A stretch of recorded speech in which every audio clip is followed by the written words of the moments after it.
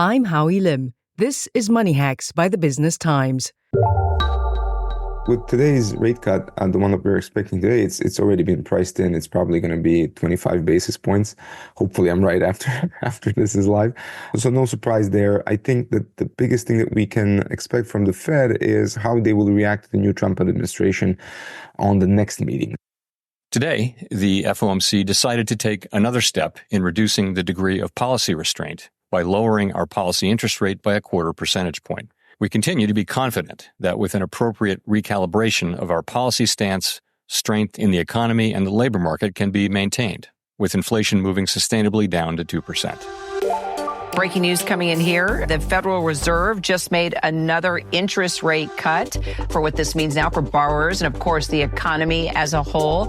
This, of course, comes on the heels of the Fed's half-point cut in September. This was widely expected, a 0.25-point cut in interest rates from the Federal Reserve. Not that aggressive half-point cut we saw in September, but the second interest rate cut we have seen now in the past 4 years. The Federal Reserve making clear with this announcement that they believe inflation has come down enough, is close enough to its 2% target that the economy can handle another interest rate cut. The Federal Reserve cut interest rates by 0.25 percentage point on Thursday, 7th of November, as its policymakers began taking stock of what could become a more complex economic landscape when President-elect Donald Trump takes office next year.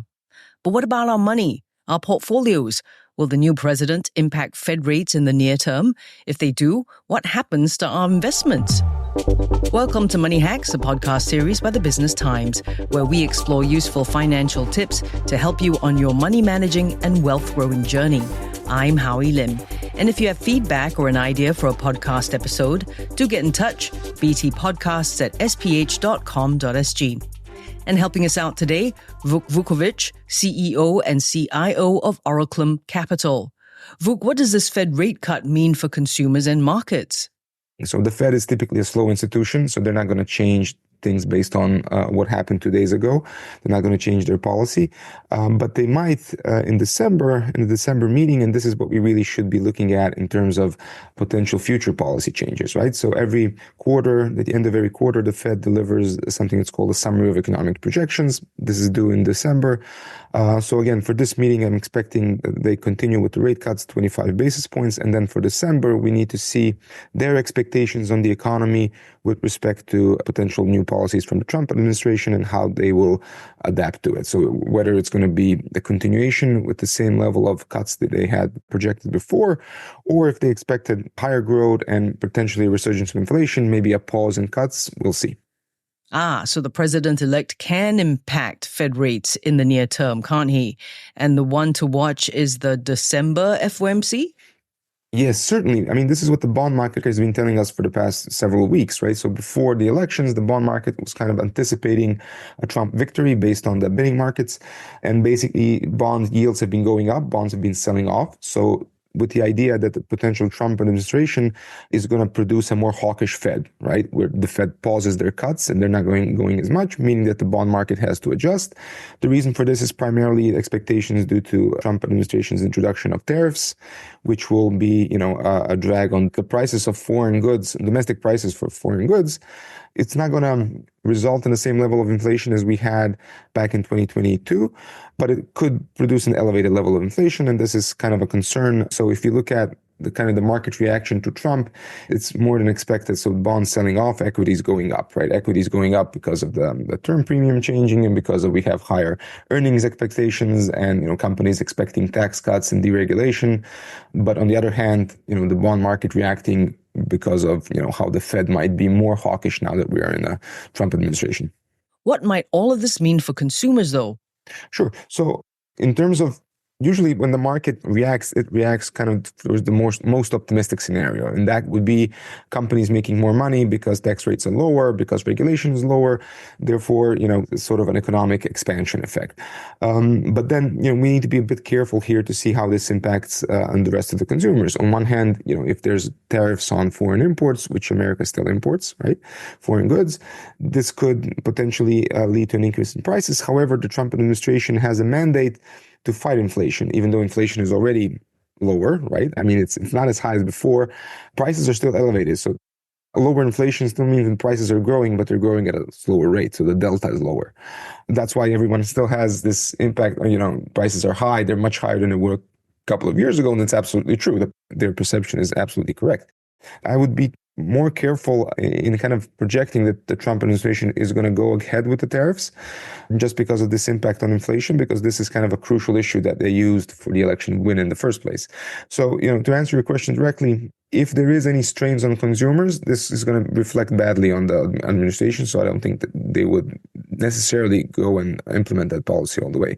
But then again, it's really hard to predict at this point how the administration might react. There's a lot of questions here. There's a lot of personnel questions in the first place. So we'll just have to wait and see at least, January, February. Okay, I'm not hearing anything too scary or encouraging for that matter. More with Vuk Vukovic, CEO and CIO of Oraclum Capital, in a moment. If you've been a fan of the podcast Mark to Market, Wealth BT and Property BT, they are moving to a new listing, BT Correspondence. Look for episodes every Tuesday from October. All the insights and analysis and market trends, property, wealth, and soon mobility too. Powered by the Business Times journalism of Genevieve Kwa, Leslie Yee, Ben Paul, and Darren Wong. Because great reads should be heard. The BT Correspondence channel. Find BT Correspondence wherever you listen to podcasts. And now, back to Money Hacks from the Business Times. It's official. The Fed cut interest rates by 0.25 percentage point on Thursday. So far, according to Vuk Vukovic, who's the CEO and CIO of Oraclum Capital, it's business as usual. The Fed is on track and nearing the U.S. Central Bank's 2% target. But we're interested to know how it'll affect retail investors. Vuk, how might we rejig our portfolios? Sure. The main trade here is, so the dollar is going to be stronger, that's certain, right? So we saw the effect immediately after the election. The euro went down 2% against the dollar. So the dollar was going up against every currency. So stronger dollar, lower oil prices, lower bonds prices, and higher equities. That's kind of the baseline, right?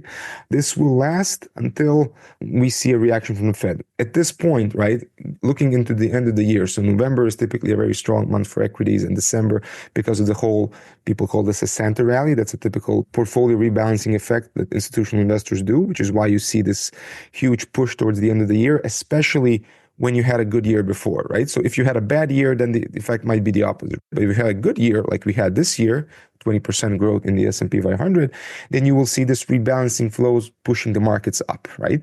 So part of the effect of the post-election rally was not just the election, it was also the unwinding of volatility, right? So that typically happens. So you have this big push. And I think we're going to have a considerable rally towards the end of the year. People are going to attribute this to Trump. It's not necessarily Trump. It's just, the market's reacting. Shouldn't we be reacting to then in order to capitalize on what the market trends might be for 2025? The market is doing what the market is going to do, essentially. So that's one thing, right? The outlook for 2025 primarily depends on how the Fed reacts. If they're going to be more dovish, if they continue with the dovish policies, then we can safely conclude that the rally that we had throughout 2023 and 24 is going to continue in the same direction. But if not, if it's more hawkish, then that depends, right? It depends on the level. It depends on the magnitude of cuts, the velocity, the speed of which these cuts are going to happen. And obviously, in coherence with the fiscal policy and whatever the Trump administration decides to do. I'm dealing with probabilities. I would give higher probability towards a rally. Markets basically going higher, equity markets, but I would not be very optimistic on the bond side. Okay, wait. What should retail investors be looking out for specifically? Look to specific companies, right? So tech companies rallied significantly. The bank stocks rallied significantly. Tesla, right, was one of the leaders for obvious reasons. For the Musk role in the Trump administration, I mean, this is how the markets react to these things, right? So long equities, short bonds, long US dollar, that's kind of the baseline here, at least for now. How can we navigate this? Do you have any advice? I mean, I know we're not supposed to listen to the noise or react to volatility, but that's difficult. depends on whether you're a trader or an investor. If you're an investor, you shouldn't care about volatility at all, right? You just be long only, like do the Buffett trade. Just buy every time the market dips, just be long only. But if you're trading, if you're trying to, beat the market, so to speak, or trying to time your entry, I mean, some would say it's a fool's errand, obviously. But in this particular case, looking towards, a retail investor obviously cannot mimic an institutional investor, but you can follow the flows, right? So institutional investors, when they move markets, right? Because they have to, because of the pure magnitude and the liquidity effect, right? So if we know that institutional investors are positioning very strongly towards the year end, this is a coattail that a retail investor could ride, potentially, right?